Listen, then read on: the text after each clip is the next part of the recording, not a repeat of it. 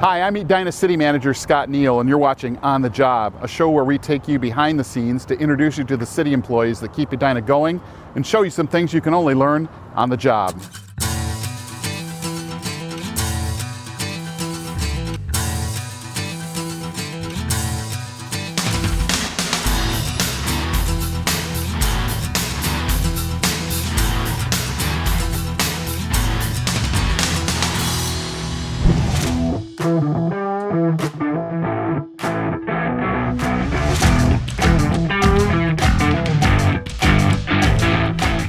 You're joining me today at the South Metro Public Safety Training Facility, and we are going to see the use of extrication tools in a training setting. And with me today, I have Josh Link. Josh, hey, good to see you. Good to see you. Josh is a captain in our fire department, and he's going to tell us a little bit about how we do this and why we do this. But before we do that, let's learn a little bit about who you are. How long have you worked here? What do you do? That kind of thing. Yeah, started back here in 2010 as a firefighter paramedic. Now promoted to a captain. My job is basically supervisor of the shift. We're in charge of, on the engine, anything other than a medical, and we also come and help on the more serious medicals. Okay. And then the hardest workers on the fire department, the paramedics, are riding around on ambulances and also doing these kind of things. So they do the paramedic thing and any and all fire stuff. Okay. One of the unique things about Edina Fire. So we're going to learn today how and why we use extrication tools. We used to call them jaws of life, and that was kind of the omnibus term for that. But these aren't the same kind of tools as you used probably in 2010, right? The basic skeleton is the same as it always has been. We used to have a small, like generator-sized hydraulic pump, these big long hoses that were super stiff and coily and hard to control, and they weren't as long as we would like them to be. And then we'd have these big machines that weighed anywhere from 60 to over 100 pounds. They've gotten way better. They're way faster, they're easier to use, and they're more powerful. So normally in this show, this is about the time where I ask you if I can do your job and you say yes. I'm on the injured reserve today because I got a bad elbow. Using these tools requires kind of a full strength. So we're going to observe this and commentate on it, and you can tell me how it's done, okay? Okay. All right, let's go do it.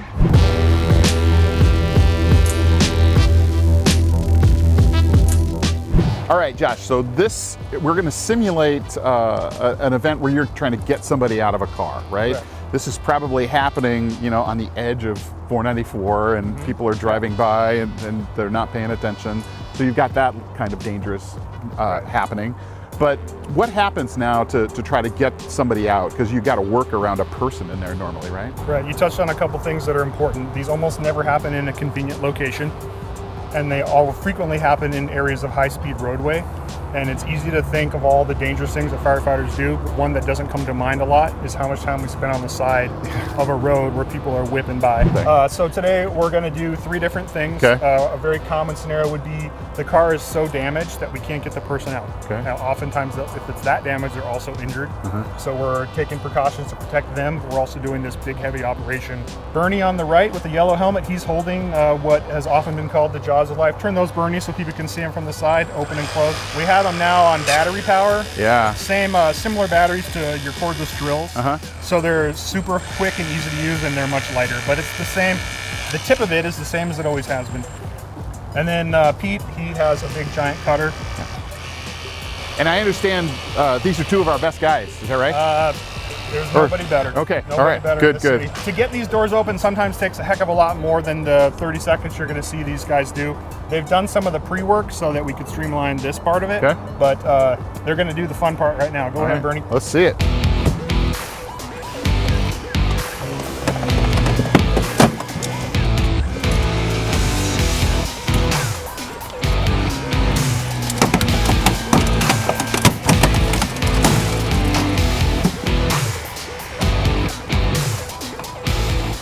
So you spread it, stick it in a little further, spread it some more. Is that kind of the technique? We like to do lots of small motions so we don't tear the sheet metal until you get to the actual hard striker part where the latch is, and once you get access to that and you have a good purchase, then you have your fun and you bust it. Okay. It breaks the actual latch. That's what we're trying to do, not rip metal. So the next thing we're going to do, imagine a scenario where we can't use doors for whatever reason. There's a million of them. Yeah. And we'll take the whole top of the car off, just make it into convertible. Okay. This is the fire department chop top experiment. Okay. Okay. Go ahead with that one, Pete. Now they've done some preliminary work here too as well. 2 or 3 people that are really working well together can get this done in definitely under 5 minutes if it's not complicated by other factors. Okay. And they were doing some of that in the background while we were having our initial discussion, and they're making the final cuts right now. So you've got not only you've got cars and trucks buzzing by you, you got somebody in here who's injured, but you've got all kinds of other hazards, right? Yeah, so you've got flying, lots glass of and edges you can see there. airbags. Exactly. And There's airbags now. There's so many. They're in the pillars that these guys are cutting. So their cuts are actually very calculated as to where they're making the cuts. Okay, so here we have. So they're pulling it off. Yeah. Now the roof is off. We'll put it out of the way someplace safe, and now we have access to patients that may be trapped if we use our imagination that these doors aren't available for us to use. Yeah. So what are we going to see? They're kind of setting up something here next. What are we going to see next? Well, I wanted to also demonstrate one of many things that we can use these same tools for that are maybe a little less conventional, or what maybe people don't think of when they think of the, quote, jaws of life. Okay. It used to be that if we were going to use these tools, we would need like a 10-minute setup time. Now we can have one of these in service in about 60 seconds from the time we arrive on the scene. So in this case, say we have a scenario where somebody's pinned under a vehicle, we need to lift that vehicle off of them.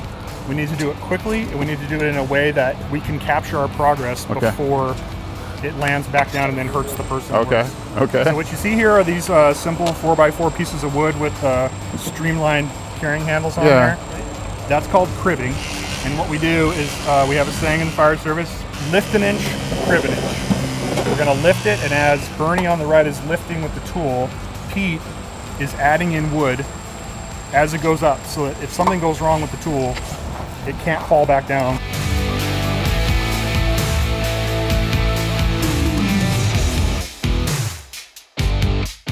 Let's see, guys, that should probably be good. You can set her down on it.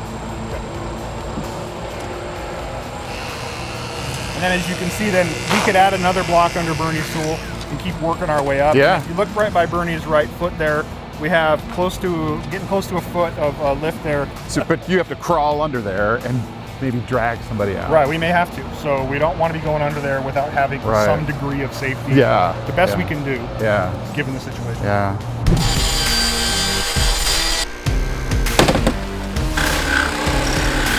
So Josh, what do you think is important for our viewers to take away from this show today? Well, I think an important one is if you see an incident on the side of the road, we could really use your help, the public. So if you see it, please move over as far away as possible as you pass. So we want people to pay attention to that, right? Yeah. And understand that it's dangerous work, right? And you guys do a lot of things that are dangerous, but on the side of the road is really something we ought to pay more attention to. We don't want to block traffic and make you late, but we also want to make sure everybody goes home safe. Yeah. Well, I want to thank you for taking time out and putting this all together so that we can do this show today and talk about not only firefighter safety, but also the safety of our public as they travel through our town. So thank you for taking the time to do it. Much appreciated. You've been watching On the Job, a show where we take you behind the scenes to introduce you to the city employees that keep Edina going and show you some things that can only be learned on the job.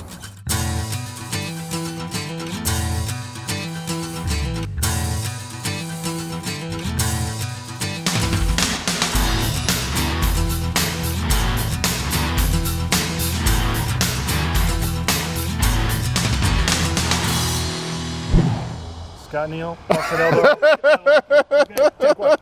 I am recording. Why don't we do that, by the way? We don't have one of those slate things. A slate? We used to, like way back in the day when we really were syncing 3 cameras, and it's all, that's so... Okay. So 1987. Pretentious. Pretentious. Yeah.